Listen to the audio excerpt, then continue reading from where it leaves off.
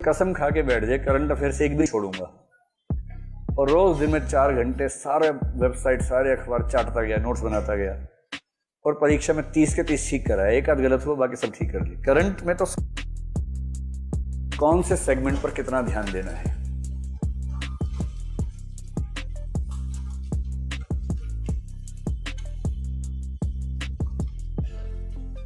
Target segments कौन कौन से हैं। देखिए, एक तो यूपीएससी का भरोसा तो है नहीं बिल्कुल भी। आप कहें कि पिछली बार इतिहास में इतने सवाल आए थे, इस बार भी इतने आएंगे, कुछ दिन ईमान नहीं है। लेकिन फिर भी अगर आप पिछले कई सालों का अध्ययन करते हैं तो एक बेसिक आइडिया आपको हो जाता है, हम उसको समझने का प्रयास करते हैं।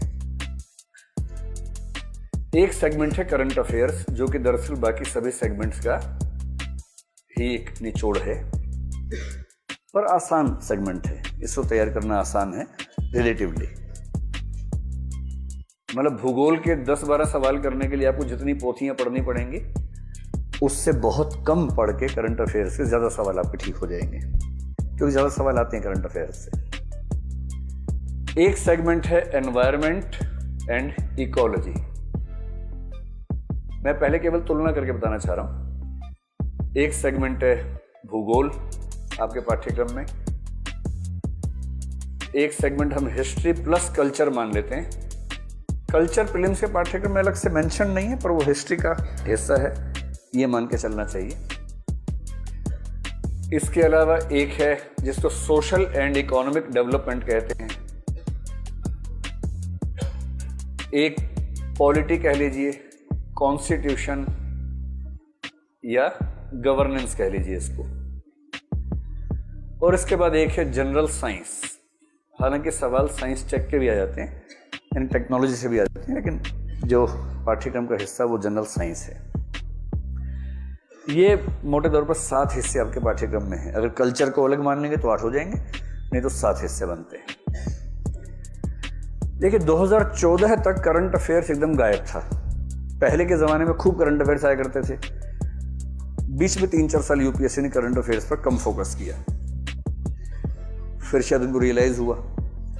2015 में 16 सवाल पूछे, 2016 में 37 सवाल पूछ लिए, 2017 में कितने पूछे डाउट है, लेकिन 25 से 33 के बीच में अलग अलग व्याख्याएं चल रही हैं। मैं अनुमान कर सकता हूं कि 30 के आसपास सवाल करंट अफेयर्स से आपको मिल जाएंगे। अच्छा, ये पेपर ऐसा क्यों है, इसको भी समझने की जरूरत है। ऐसा क्यों है? यूपीएससी की एक मजबूरी ये है कि आईएएस का प्रीलिम्स का जो पेपर है, वो प्रीलिम्स का पेपर सिविल सर्विसेज के लिए और फॉरेस्ट सर्विसेज के लिए सेम है। आईएफएस का जो एग्जाम होता है, भारतीय जंगल सेवा बोलते हैं उसको, भारतीय जंगल सेवा, मोगली सेवा क्या बोलेंगे उसको, वन सेवा। तो भारतीय वन सेवा और भारतीय सिविल सेवा का प्रीलिम्स का पेपर समान है। अब उनको प्रीलिम्स का पेपर उनका अपना पेपर लगे, इसलिए उनको कुछ ऐसा करना पड़ता है कि थोड़ा जुड़ाव दिखे उनके साथ। इस वजह से एनवायरनमेंट और इकोलॉजी पर सबसे ज्यादा सवाल पूछने का ट्रेंड बन गया, क्योंकि एनवायरनमेंट इकोलॉजी उनके लिए भी जरूरी है, आपके लिए भी जरूरी है। उनके लिए तो उनको जीवन ही वहां गुजारना है पूरा। भाई टाइगर, प्रोजेक्ट टाइगर है, टाइगर का एनवायरनमेंट नहीं मिल पा रहा है, उनका तो जीवन ही इसमें गुजरना है ना, कि एनवायरनमेंट कैसे बनाए उसके लिए। आपके लिए अदरवाइज महत्वपूर्ण बाकी सेगमेंट्स है तो ये भी है। एनवायरनमेंट और इकोलॉजी में पिछले 3 साल का अगर आप औसत निकालेंगे तो लगभग 15 सवाल के आसपास की संभावना बन जाती है।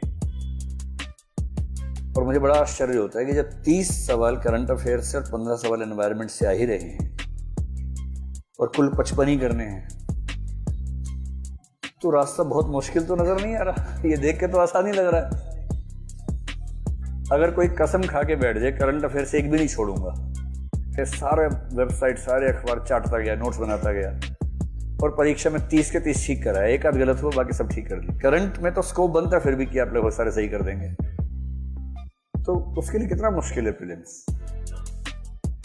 जियोग्राफी और एनवायरनमेंट मिला के लगभग हर साल 20 से 25 सवाल हो जाते हैं, तो मैं केवल 10 मान लेता हूं, कभी कभी ज्यादा भी होते हैं, इस पर शायद थोड़ा कम रह गया था। लेकिन हाँ, एक अनुमान हम कर लेते हैं कि 10 के आसपास सवाल यहां से आ जाएंगे। और इसका मतलब ये भी हुआ कि इन 3 सेगमेंट्स को पढ़ के 55 सवाल आपके कवर हो रहे हैं। हिस्ट्री और कल्चर मिला के हर साल 16, 17, 15 यही रिवाज रहता है। ये जरूर है कि मिडिवल इंडिया पर सवाल नहीं आते थे, इस बार 3-4 आ गए हैं, वरना वहां से आमतौर पे एक आध हो तो हो, वरना नहीं होता था। ज्यादा रहता था केवल स्वाधीनता संग्राम और कल्चर, थोड़ा सा एंशिएंट वाला हिस्सा। इकोनॉमी और सोशल डेवलपमेंट से 10 सवाल मान लीजिए। पॉलिटी में इस बार तो 22 सवाल आ गए हैं, लेकिन जनरली इससे जो सवाल आते हैं वो 10-12 के आसपास। और जनरल साइंस पिछले 2-3 सालों से करीब 7-8 के लेवल पर ही चल रहा है, लगभग ये लेवल एवरेज आप मान सकते हैं। बस ये ध्यान रखना, किसी भी साल इसमें कहीं भी उठापटक हो सकती है।